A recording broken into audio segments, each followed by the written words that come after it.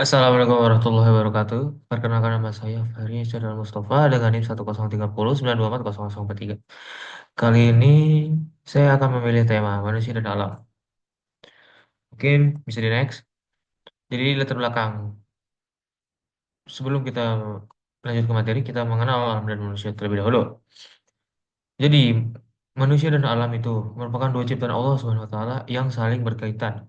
Dalam Islam, manusia tidak hanya diciptakan untuk hidup, tapi juga untuk menjalankan peran sebagai hamba Allah dan khalifah di bumi.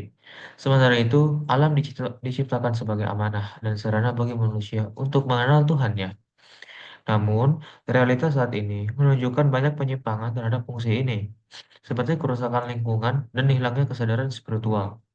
Dan oleh karena itu, penting bagi kita memahami hakikat manusia dan alam perspektif Islam agar tercipta keseimbangan antara ibadah, tanggung jawab sosial, dan pelestarian lingkungan. Bisa di next. Selanjutnya adalah proses penciptaan manusia. Asal muasal manusia diciptakan itu dari bahan dasar tanah. Dalam Al-Quran, Allah menjelaskan bahwa manusia pertama yaitu Nabi Adam diciptakan dari tanah liat yang dibentuk dan ditiupkan ruh ke dalamnya. Seperti seperti Quran Surah Al-Hijj ayat 26 menyebutkan, dan sesungguhnya kami telah menciptakan manusia dari tanah liat kering yang berasal dari lumpur hitam yang diberi bentuk. Dan ini menunjukkan bahwa penciptaan manusia bukan sekedar dari unsur fisik, tetapi melalui proses yang penuh hikmah. Yang kedua adalah proses biologis dalam rahim. Setelah penciptaan Nabi Adam, manusia berkembang melalui keturunan yang lahir melalui proses biologis di dalam rahim. Dalam Quran Surah Al-Mu'minun ayat 12 sampai 14 dijelaskan tahap-tahap penciptaan manusia seperti berikut. Dan sesungguhnya kami telah menciptakan manusia dari saripati atau berasal dari tanah. Kemudian kami menjadikannya air mani yang disimpan dalam tempat yang kokoh. Maksud yang tempat kokoh itu adalah rahim. Dan kemudian air mani itu kami jadikan segumpal darah. Lalu segumpal darah itu kami jadikan segumpal daging. Dan segumpal daging itu kami jadikan tulang belulang. Lalu tulang belulang itu kami bungkus dengan daging. Kemudian kami menjadikannya makhluk yang berbentuk lain. Maka Maha Suci Allah, pencipta yang paling baik.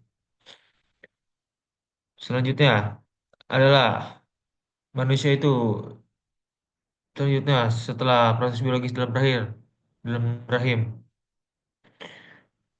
Manu- Manusia tersebut diberi ruh. Setelah terbang secara fisik, Allah meniupkan ruh ke dalam janin. Ini adalah tahap paling penting karena menunjukkan bahwa manusia tidak hanya makhluk biologis, tapi juga spiritual. Ruh adalah unsur ilahi yang memberikan kehidupan kesadaran dan potensi untuk mengenal Allah. Nabi Muhammad SAW bersabda dalam hadis riwayat Bukhari dan Muslim bahwa pada usia kehamilan 120 hari atau bisa disebut 4 bulan, ruh ditiupkan ke dalam janin. Selanjutnya, potensi manusia. Potensi manusia terbagi menjadi tiga. Yang pertama adalah rohaniah, jasadiah, dan akliyah. Mungkin saya akan menjelaskan adalah potensi dari rohaniah tersendiri. Jadi, potensi rohaniah merupakan dorongan diri dari manusia untuk selalu kembali kepada kebaikan. Ini adalah fitrah dasar manusia, kecenderungan alami untuk mencintai kebenaran, keadilan, dan kedamaian. Dalam setiap jiwa manusia tertanam keinginan untuk mengenal Tuhan, mendekat kepadanya, serta mencari makna hidup yang lebih dalam. Fitrah ini akan berkembang dengan baik jika diasah melalui ibadah, zikir, tafakur, dan interaksi yang positif dengan sesama. Ketika potensi ruhania ini terpelihara, maka hati manusia menjadi tenang dan jiwanya kuat dalam menghadapi berbagai ujian hidup. Yang kedua adalah potensi akliyah, yaitu potensi akal atau intelektual. Jadi, hal itu merupakan anugerah besar yang memungkinkan manusia untuk berpikir, menganalisis, membedakan antara yang benar dan salah, serta membuat keputusan. Melalui akalnya, manusia itu dapat memahami wahyu yang diturunkan Allah, sekaligus membaca tanda-tanda kebesarannya yang tersebar di alam semesta ini. Dengan akal, manusia juga mampu menciptakan teknologi, membangun peradaban, serta menjalankan tugas sebagai khalifah di bumi. Namun, potensi akal ini harus selalu diarahkan dengan nilai-nilai wahyu agar tidak melenceng dan disalahgunakan.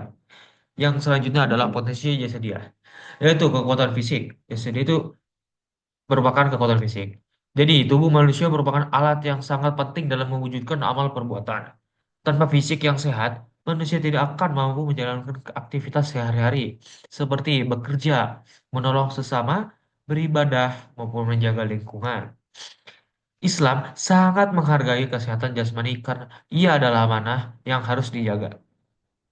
Bahkan, aktivitas fisik yang diniatkan karena Allah, seperti bekerja untuk keluarga atau membantu orang lain, juga bernilai ibadah.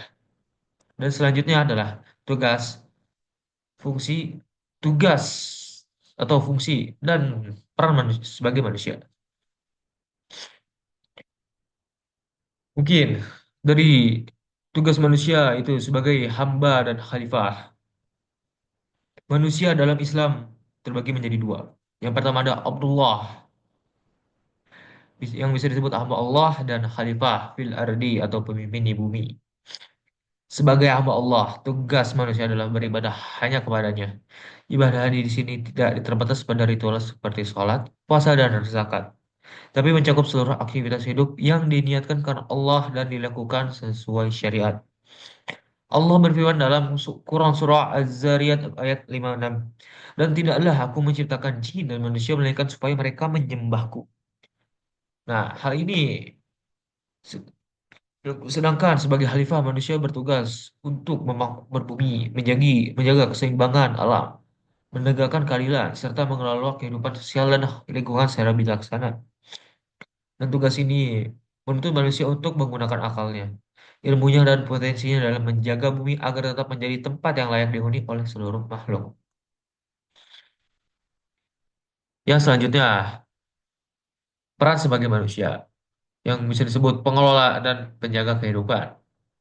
Peran manusia sebagai makhluk yang berakal dan berkesadaran moral sangatlah penting. Islam memberi peran kepada manusia untuk menjadi pengelola kehidupan di berbagai aspek seperti spiritual, sosial, lingkungan, dan budaya. Manusia memiliki peran penting.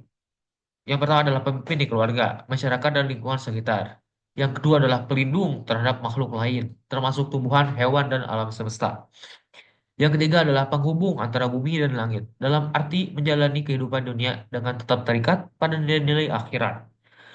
Yang keempat adalah pendakwah kebenaran, yang mengajak kepada kebijakan dan mencegah kemungkaran.